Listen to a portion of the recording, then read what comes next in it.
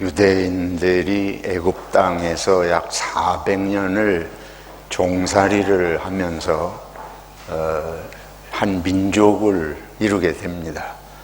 그리고 이제 그 민족을 이루면서 홍해를 건너서 하나님이 약속하신 가나안 땅에 이르는 과정에 광야를 통과하게 됩니다. 이집트에서 지금의 팔레스틴 땅까지 그 중간에 시나이 반도를 통과하게 되는데, 그냥 빠르게 이들이 길을 정하고 가면 불과 일주일이면 갈 수 있는 거리입니다만은 그들이 40년이 걸리게 됩니다. 그 광야에서 40년을 방황하게 됩니다.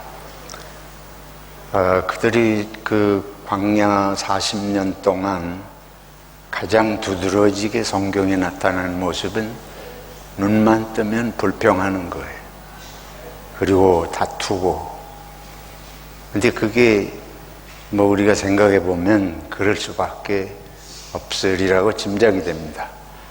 애굽에서, 이집트에서 400년을 노예살이, 종살이를 했으니까 400년 동안에 그들이 나름대로 형성된 그런 무슨 속성이 있을 수 있다고 볼 수 있습니다. 종살이를 하고 나중에 그들이 쫓겨나기, 그 애굽에서 탈출하기 전에는 애굽 사람들이 너무 노동을 심하게 시키고, 그러기 때문에 하나님께서 이제 모세를 통해서 애굽 바로 왕을 무릎 꿇리시고 해방시키시는데, 그런 고통스러운 종살이를 하던 사람들이 하루아침에 해방된 거예요.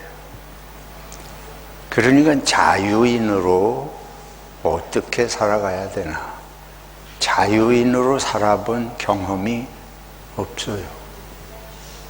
그리고 또 종살이를 하긴 했지만은 애굽 사람들 손에서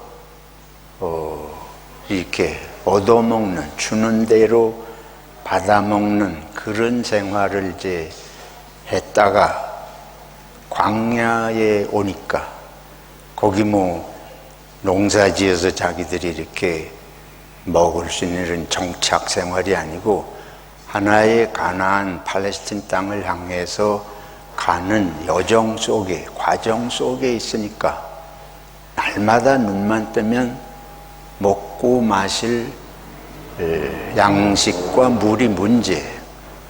더구나 그 광야는 물이 잘 없는 그런 곳 아닙니까? 그래서 그거 현실적인 문제입니다. 먹는 문제, 마시는 문제.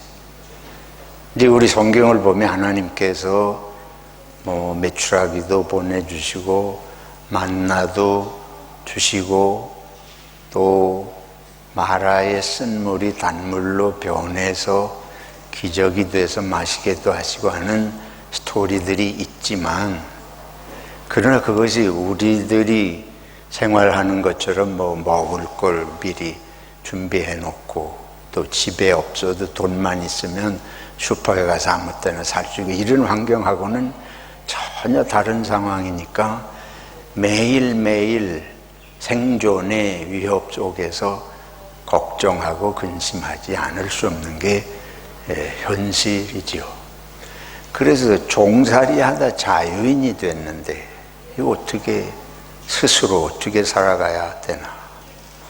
그리고 매일매일 먹고 마실 것이 이게 걱정이 되는, 현실적인. 그러니까 당연히 이스라엘 백성이 눈만 뜨면 불평하는 얘기, 또 그 가운데서 서로 다툼이 일어나는 얘기, 그들을 해방한다고 한 거지만 이끌어낸 모세가 원망스러운 거예요. 모세를 따라서 자유의 길을 나서긴 했지만은 이 광야의 삶이라고 하는 게 너무도 열악하니까 모세가 이제 원망스러운 거예요. 왜 우리를 끌어내가지고 여기서 다 굶어 죽게 하려고 하느냐. 그래서 그 모세가 이 백성들의 부르짖음을 하나님 앞에 가서 기도하고, 그러면 하나님이 또 그때그때 기적을 행해서 이렇게 문제를 해결해 주시고, 그렇지만은 그 광야 40년의 삶은 우리가 뭐 기적을 체험하면 하나님이 계신 걸 믿게 되고 확신이 생기고 근심 걱정이 없어질 것 같고, 그렇지 않죠. 현실이 눈만 뜨면 날마다 그런 문제에 부딪히니까. 그래서 광야 생활이라고 하는 것은 갈등의 하루하루입니다. 불안의 하루하루. 그 하나님께서 그런데 거기다가 모세를 시내산에 불러 올리셔가지고 10계명을 주셔요. 하나님만 섬기라.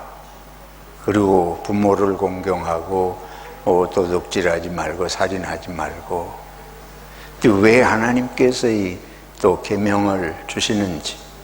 그러면서 오늘 우리 신명기 8장의 말씀을 읽었는데 거기 보면은 하나님의 이 말씀을 지키는 거, 그 뭐라고 하나님이 직접 말씀하신 거면 사람이 떡으로만 살 것이 아니고 하나님의 말씀으로 살아야 한다. 그 유명한 구절이 오늘 신명기 8장에서 읽은 구절입니다.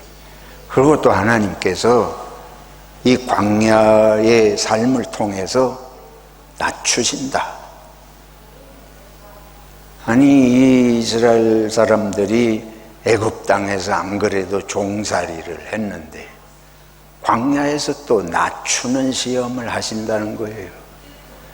먹고 마실 게 없는데 그것보다 하나님 말씀으로 살아야 된다. 또 종살이 하는 것도 질렸는데 뭘 또 더 광야에서 낮추는 훈련을 하신다. 이게 말이 안 되잖아요. 우리 이민교회 40년을 우리가 오늘 지나왔습니다. 이스라엘 백성들이 비록 종살이이긴 했지만은 애굽에서 400년을 살다가 광야에 나와서 사는 삶이라는 건 쉬운 삶이 아니에요. 희망이 부풀고 자유의 그런 기쁨을 안고 그들이 길을 떠나긴 한 거지만 그 실질적인 과정에서의 삶은 정말 힘든 삶이 옳습니다. 생활 방식이, 문화가 달라지는, 이렇게 종살이만 하던 사람들이 이제 자기들끼리 길을 가니까 모르는 이제 가본 길도 아니잖아요. 팔레스틴을 향해서 가본 적이 없는 길을 거저 모세의 말만 믿고, 모세는 하나님께 기도해서 하나님의 음성을 듣고 하나님이 이렇게 말씀하신다. 그렇지만 백성은 그게 하나님께 받은 건지 지가 아는 소리인지 알 수가 있어요? 믿을 수가 있습니까?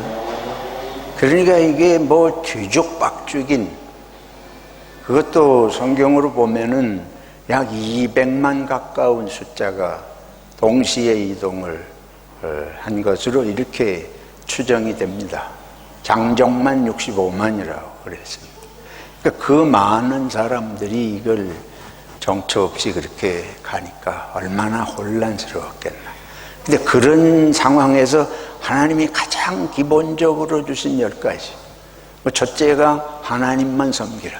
왜 하나님을 그렇게 섬기라고 하느냐? 이 길은 하나님이 인도하시는 걸 믿고 모세의 말을 믿고서 왔으니까 그 믿음이 흔들리면 이거는 저 가나안 팔레스틴의 목적지까지 가야 되는데 중도에서 이게 별일이 다 일어나니까 하나님을 절대적으로 믿는 게 그 상황에서 삶의 그 이스라엘 유대 민족의 일본의 목표가 되지 않고는 그 민족이 공동적으로 움직여갈 길이 없는 거예요. 그 다음에 가장 기본적인 뭐 부모를 공경하라, 도둑질하지 마라, 간음하지 마라. 이거는 그들이 이 군중이 이 모처럼 모든 자유 속에서 이게 움직여갈 때에 이 가장 기본적인 이런 것들이 사실은 안 지켜지고 있었다고 볼 수밖에 없습니다. 별 인간이 다 있을 거 아니에요. 그러니까 그 가운데서 가장 최소한으로 이런 것을 지키면서 이 백성이 약속의 땅으로 이제 가야 된다. 이 삶의 상황이 바뀌는 과정에서 이 삶이라는 건 쉽지 않습니다. 여러분들이 호주 이민 생활 몇 년이 되셨든지 이거 비슷한 과정을 겪어야 돼. 안정되게 나름대로 한국에서 생활했던 것을 떠나서 이 완전히 문화와 언어가 다른 곳에 와서 정착하는 과정에 말할 수 없는 어려움들이 있을 수밖에 없습니다. 이스라엘 백성들이 눈만 뜨면 겪어야 했던 생존의 문제. 그렇잖아요. 여기 이 땅에 와가지고 우리들이 사는 곳이 한국에서 가지고 있던 직업을 가질 수도 없고 여러 가지 생존의 위협을 느끼지 않을 수가 없고 또 이곳에서 비자의 문제들을 얼마나 많은 그런 어려움을 겪게 됩니까? 저희들이 40여 년 전에 이곳에 왔을 때는 지금은 뭐 우리가 눈만 뜨면 여기 한국 식품 뭐 한국에서 오는 물건들이 다 어디 가든지 있고 뭐 비행기를 타고 한국에 매일 아무 때라도 원하면 갈 수 있고 하지만 그 옛날에는 여기 시드니 한국식품점이 하나나 두 개 뭐 그런 상황이고 뭐 기억을 해보면 김치를 먹을 수가 없으니까 양배추로 뭐 김치를 담가 먹고 뭐 그러던 이제 시절 아니에요.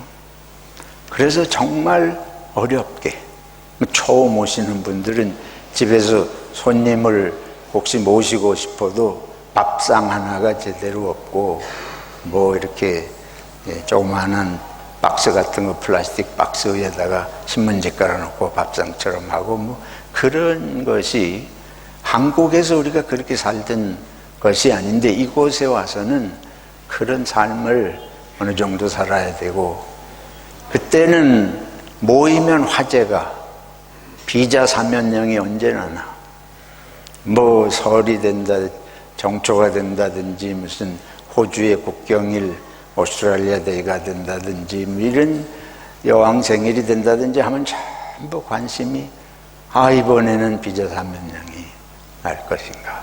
그게 초미의 관심사였습니다. 지금 오시는 분들이 혹시 있다면 상상이 안 되는 그런 상황이었고 분위기였습니다. 그런 상황에서 우리들이 모인 곳이 교회입니다. 초기. 그리고 교회가 뭐 우리들이 다 신앙심을 한국에서 다 이미 가지고 오래 생활하고 기독교가 뭔지 성경이 뭔지를 다 알고 이런 분들만 모인 게 아니에요. 동서남북에서 다 사방에서 모이니까 두 가지의 큰 갈등의 요소가 있을 수밖에 없었습니다.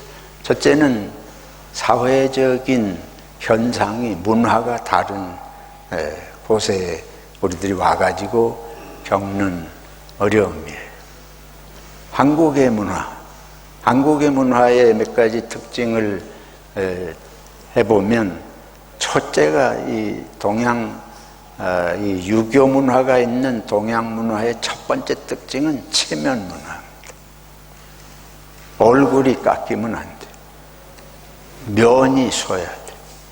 막말로 쪽팔린다. 그게 그 소리입니다. 쪽이라는 게 얼굴을 말하는. 남에게 부끄러움을 당하는 것은 견딜 수 없는 것이 우리의 문화 아니에요? 그것도 또 다른 요소를 가미하면 어느 정도는 인정도 받아야 되는, 얼굴이 이렇게 좀 서야 되는. 그런데 이게 지금 교회를 말씀드리는 거예요.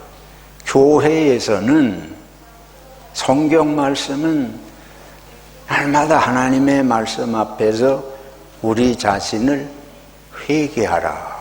이걸 성경은 끊임없이 말씀하십니다. 우리들의 모습을 가려주고 덮어주는 것이 아니고 우리의 속을 있는 대로 뒤집어내면서 우리 속에 있는 모든 종류의 욕망을 다 끄집어내서 이런 것들을 회개하라. 그러니까 성경대로 설교하면 이게 앉아서 듣는 입장에서는 속이 보글보글 끓을 수밖에 없는 일이 한두 가지가 아니에요.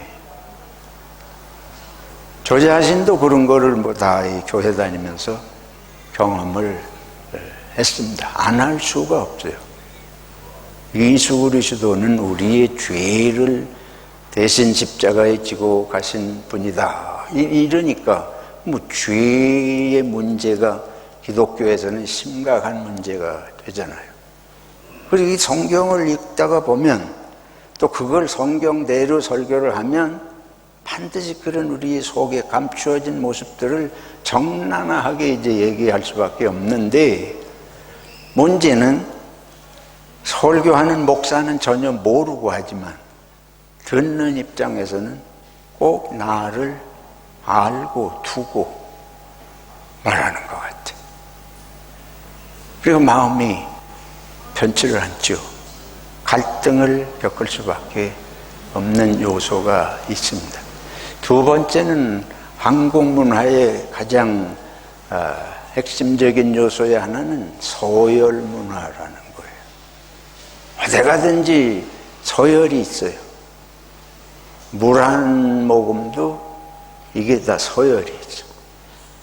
그래서 높은 자가 있고 낮은 자가 있고 앞이 있고 뒤가 있고 어디 가서든지 아주 이 서열에 아주 찌들어 있는 그런 문화 옳습니다. 근데 이것은 어떻게 보면은 권위주의적인, 권력적인, 그러니까 나이를 한 살이라도 더 먹었다든지 회사에서 직급이 하나라도 높다든지 그러면 뭐 그거보다 밑에 있는 사람은 인격이 없어. 말도 막 하고 욕지거리를 해대도 그냥 뭐 참아야 되고 이런 세상이에요. 근데 기독교는, 성경은 뭐라 그러는가 하면 오늘 하나님이 유대 백성들에게 광야에서 낮추는 훈련을 하셨다 하는 것처럼 예수님은 계속해서 섬겨라. 으뜸이 되려고 하지 말고 종이 되고 꼴찌가 되고 섬겨라. 이거를 끊임없이 예수님 말씀하시잖아요. 또 우리들은 자꾸 올라가고 뭐 이런 것이 꿈이고 그런데 익숙한데 뭘 자꾸 낮아지라고. 근데 뭐 말은 그렇게 하도 실제 교회에서 다른 사람이 장로가 되는데 나는 안 시켜주네. 예를 들면요, 뭐 무슨 뭐를 하는데 딴 사람은 내세워주는데 나는 안 하네. 이게 조직과 공동체, 교회에서 이런 것들이 아주 정말 갈등의 요소가 안 될 수가 없습니다. 그래서 비슷한 것 같은데 저 사람은 해주고 나는 안 해줘. 제가 볼 때에 이민교회의 초기의 문제들의 99%가 과장해서 말하면 이 문제예요. 우리는 내려가는 거는 못 견디는 거. 누구보다 밑에 있는 거. 그러니까 이 사다리 타고 올라가듯이 이렇게 1등을 지향해 1등해야 살아남고, 뭐든지 남보다 잘해야, 같은 거라도 잘해야, 조금이라도 잘해야, 호주에 와가지고 영어 한마디라도 잘하면 매일 가슴을 피고, 예를 들면 아주 이런 것에 쩔어 있는 우리 삶인데, 교회 와서는 이런 것들이 아니라고 자꾸 성경이 말씀하시고 그거를 실제 교회에 제도와 조직 속에서 그런 식으로 하게 되면 엄청나게 상처를 받고 그렇게 되죠. 그래서 교회에서 무슨 투표를 해가지고 누가 된다, 면이 안 서고 견딜 수가 없는 거예요. 그날로 그냥 떠나는 거예요. 과장해서 말하면 이런 문제들이 이 이민교회, 이민사회가 겪는 일입니다. 한인회도 마찬가지예요. 다른 측면에서 한인회도 날마다 그런 거 가지고 싸워요. 어느 공동체든지 꼭 그런 문제 가지고 모이면 갈등, 얼마 안 있으면 쪼개지고 갈라지고 그런 세월을 이제 지나온 거예요. 그러니까 이게 이스라엘 백성들이 팔레스틴에 들어가기 전에 광야에서 겪던 것, 조금 모양이 다를 수는 있어도 이민 생활이라는 것은 이래서 쉽지 않습니다. 정말 광야와 같은 시간을 보내게 되는데 이게 하루 이틀에 극복이 되는 것이 아니에요. 왜? 우리가 한국에서 30년 살았으면 30년 동안 한국 문화가, 사회적인 것이 몸에 배어 있습니다. 그게 어떻게 하루아침에 빠져나가요? 말 몇 마디 들어서 그러면 안 된다 그런다고 이게 빠져나가지를 않습니다. 30년 살았으면 30년 걸려요. 심하게 말하면. 그런 요소들에게서 자유해지는데 30년 걸린다고 생각해도 과언이 아닙니다. 그거는 머리로 생각해서 되는 일이 아니에요. 내가 머리로 이러면 안 된다 생각해서 해결되지 않습니다. 왜냐하면 이게 감정이 얽혀 있거든요. 남보다 위에 있느냐 밑에 있느냐 뭐 이런 문제들은 감정이 거기에 30년 살았으면 30년 동안 겪어온 감정이 구석구석에 스며 있습니다. 그래서 그 감정은 이성처럼 하루아침에 지워지지 않으니까 수시로 튀어나오게 되는 것이죠.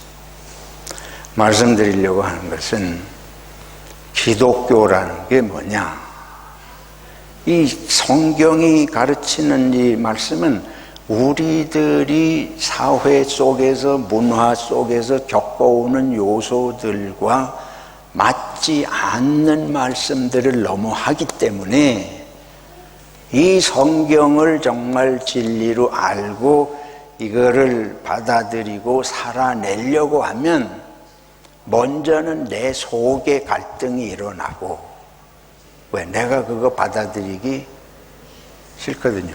나 가가지고 교회에서 장로도 되고 싶은데 성경에서는 겸손해져라, 낮아지라. 내 속에서 나부터 싫은 거예요. 1차적으로는 내 자신이 갈등을 겪습니다. 내 속에 그래야 되냐 마냐 가지고 싸우는 거예요. 근데 이제 공동체에 나가서 다른 사람들과의 관계 속에서 이런 일이 발생할 때는 이제 또 더 심각한 사회적 문제 속에 시달리게 되지 않아요? 그러니까 이 두 가지를, 내 속의 갈등을 극복해내고 공동체 안에서 이걸 극복하고 정말 내가 겸손한 사람이 된다, 딴 사람이 되는데도 나는 안 되는 거에 대해서 막 울뚝불뚝하는 게 아니고 하나님의 은혜다, 하나님의 선하신 뜻으로 인도하신다, 이렇게 되는 건 어떻게 보면 죽을 때까지 안 될 수도 있습니다. 왜냐하면 우리가 어릴 때 먹은 된장찌개는 평생 그거에 대한 게 있는 것처럼 이 머릿속에 들어박혀 있는 감정과 습관이라고 하는 건 죽을 때까지 잘 안 빠져나가요. 그리고 조금 일찍 오거나 신앙생활을 하면서 그래도 이런 걸 좀 극복했다고 보이는 사람도 딴 사람이 와가지고 또 막 휘젓고 그러면 이게 속에 있는 것도 다 잊었던 것 같은 거 다 튀어나오고, 그러니까 결과적으로 교회는 날마다 싸움터예요. 한인회도 그렇고 이민사회의 삶은 하루도 갈등이 없는 날이 없습니다. 이스라엘 백성들이 광야를 통과할 때 그렇게 통과한 것이에요. 그러니까 눈만 뜨면 원망하고 불평하고 하는 것이 바로 그런 현상이다. 다른 하나는 우리가 갈등을 겪어오는 요소의 하나는 종교적인 문제입니다. 교회는 종교잖아요. 기독교. 근데 우리가 한국에 늘 자주 말씀드려서 이건 쉽게 이해하실 거예요. 무교는 복을 받는 게 목적이에요. 재앙은, 화는 받지 않고 복을 받는 게 목적이고, 불교는 평안을, 마음의 평안을, 물론 그 많은 가르침들의 요소가 있지만 현실적으로 우리들이 한두 가지 중요한 것을 픽을 한다면 불교는 마음의 평안을 추구하는 요소가 강하게 있습니다. 유교는 사회에 나가서 성공하는 거예요. 출세하는 거, 입신양명. 이게 유교의, 이 유교는 이제 치국평천하 말은 그렇지만은 실제는 내가 출세해서 부모의 기쁨이 되고 가문의 영광을 드러내는 거예요. 과거 급제를 해야 되고, 급제도 해도 보통 급제하면 안 되고 장원 급제를 하고, 이율곡이 이 과거 시험에 9번을 장원 급제했다. 그럼 천재죠. 근데 뭐 때문에 그렇게 하는지 난 모르겠어. 근데 그게 조선의 문화예요. 근데 우리도 그런 문화가 찌들어가지고 경쟁하고 이런 거 다 유교의 유산이 그 속에 들어 있습니다. 유교의 훌륭한 가르침들이 있지만은 하여튼 그 중에 그런 요소들이 우리 속에 있는데, 기독교는 복을 구하는 대신에 십자가를 자꾸 얘기하잖아요. 예수님 십자가를 지시고 죽으신 거를 기독교 신앙의 핵심으로 삼으니까 이게 어떻게 하나님의 아들이 복을 받는기는커녕 십자가에 못 박혀 죽는 걸 어떻게 그거를 하나님의 일이라고 믿느냐 하는 것부터, 또 불교에서 말하는 평안도 그렇죠. 교회에 오면 평안이 있어야지. 제가 그 말을 참 많이 들었습니다. 교회에서 자꾸 갈등들이 있으니까 찾아오셔가지고 뭐라고 하면, 교회에 오면 평안이 있어야지. 무슨 뜻인지 우리가 모르는 거 아니죠. 근데 지금 말씀드린 그런 현실적인 것들을 깊이 생각하지 않고 그냥 교회도 하나의 종교로 보는 거예요. 삶의 역동적인 여러 가지들이 아주 복합적으로 얽혀있는 이거보다 그냥 종교에 대한 막연한 생각. 교회 오면 평안이 있어야 되는데, 또 교회 오면 사랑이 있어야 되는데 사랑은커녕 왜 저런 모습들만 드러내는가. 그러니까 이런 일반 우리 전통적으로 종교에 대해서 몸에 배어있는 이거하고 기독교가 맞지 않는 요소가 너무 많아요. 그래서 기독교의 성경 말씀의 핵심과 본질을 알고 그걸 삶으로 실천하려고 하고, 교회가 그런 걸 추구하는 데다 이러면 이거는 교회는 만날 쑥대밭처럼 문제가 심각해요. 왜 그러면 우리가 지금 말씀드린 우리 사회적인 문화적인 특성이 이거하고 맞지 않고, 종교가 우리가 살아온 종교적인 전통이 우리 속에 배어있는 게 이게 도무지 맞지를 않아요. 끊임없이 낮아지라 그러고 끊임없이 섬기라 그러고 이웃을 사랑하기를 내 몸같이 하라, 하나님을 사랑하기를 목숨을 다해서 사랑하라. 이게 우리 현실 지금까지 살아온 우리 삶의 어느 하나하고도 잘 맞지 않습니다. 우리들이 다 나를 위해서 살아왔습니다.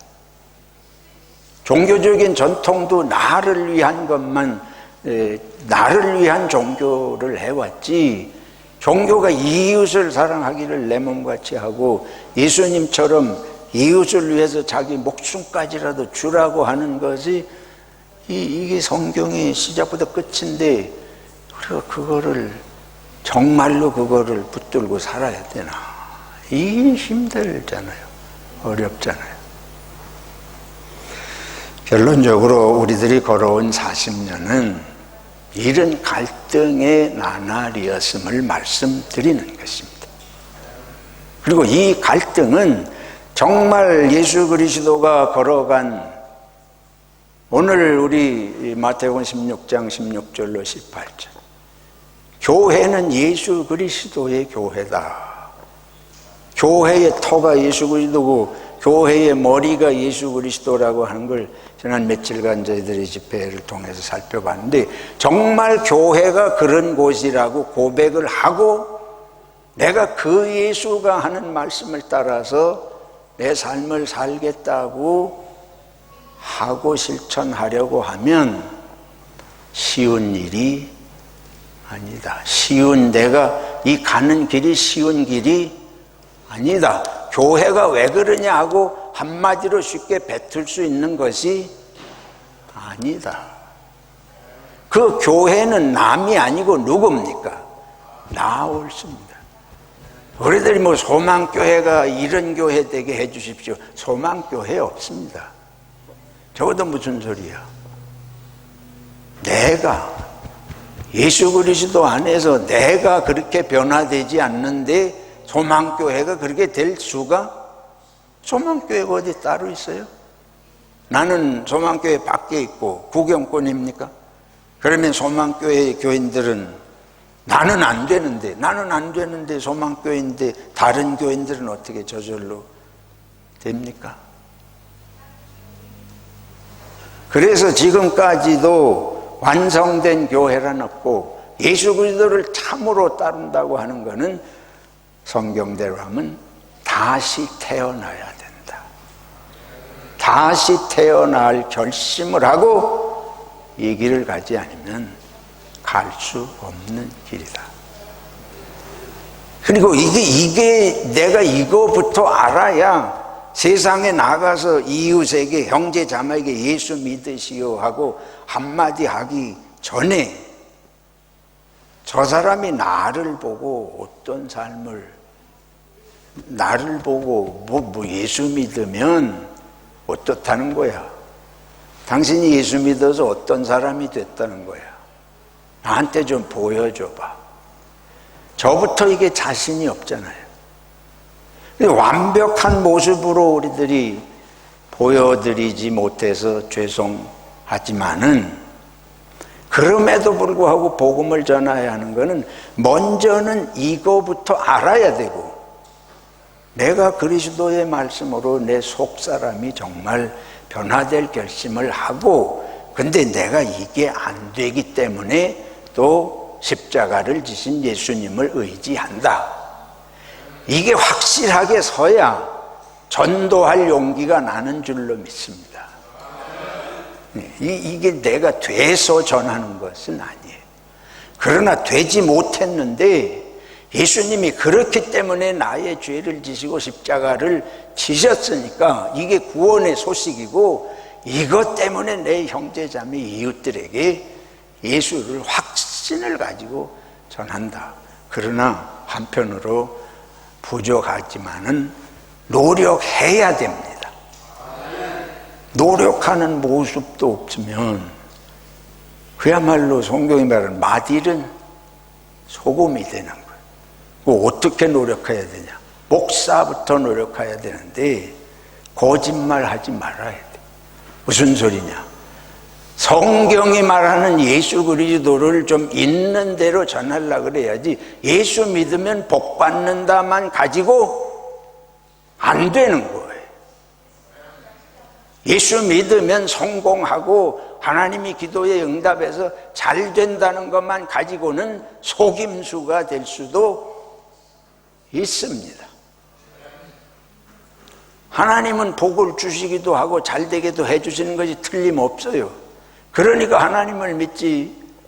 그런데 그것이 전부가 아니고 기독교인이 되는 목적은 내가 잘 되고 복 받고 성공하는 것이 아니고 성공할 수도 있고 복도 받을 수 있지만은 이웃 형제 자매를 위해서 예수님이 우리 죄를 위해서 죽으신 것처럼 이웃을 위해서 조금이라도 화가 나도 양보도 하고 좀 손해를 보더라도 희생하고 하는 정신이 있어야 기독교인 줄로 믿습니다.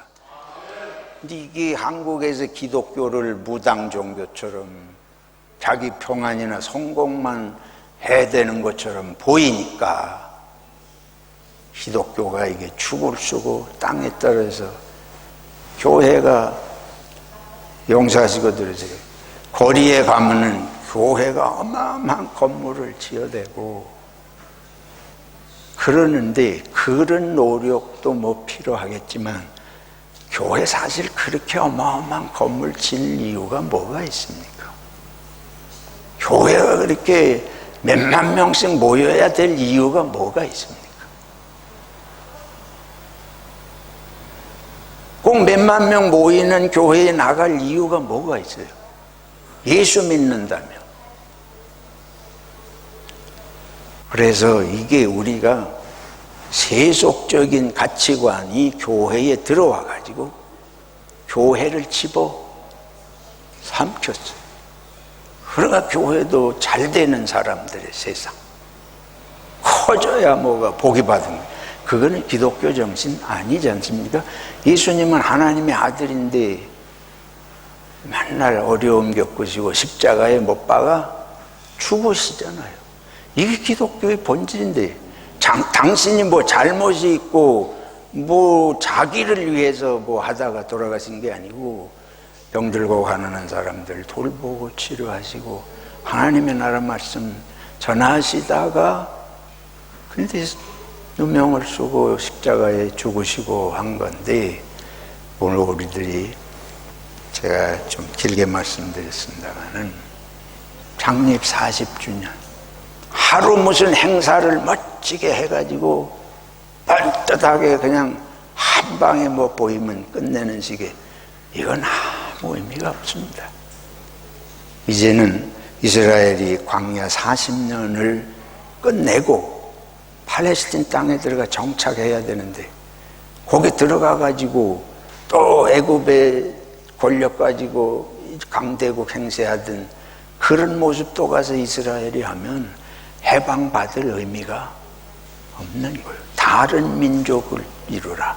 너희는 강대국 행세하고 노예를 억압하고 핍박하는 이런 애굽 사람 정신 말고 너희가 종으로 고통받는 것 때문에 내가 해방시켜서 팔레스틴 땅을 마련해서 보내니 거기 가서 사람다운 민족을 이루라. 나추임을 당하고 섬기고 이웃을 생각할 줄 아는 민족을 이루라. 우리 교회를 하나님은 그렇게 불러주신 줄로 믿습니다. 기도하겠습니다. 하나님 아버지, 지난 40년 돌이켜보면 너무 죄송하고 부끄럽습니다. 하나님은 너무 많은 은혜를 주셨지만 여전히 불만족하고 여전히 욕심이 가득하고 여전히 하나님의 말씀에 관심이 적은 것을 회개합니다. 용서하시고 새 마음을 주시옵소서. 새로 발걸음을 함께 사랑하며 옮겨 나올 수 있도록 붙들어 주시옵소서. 예수님의 이름으로 기도하옵나이다. 아멘.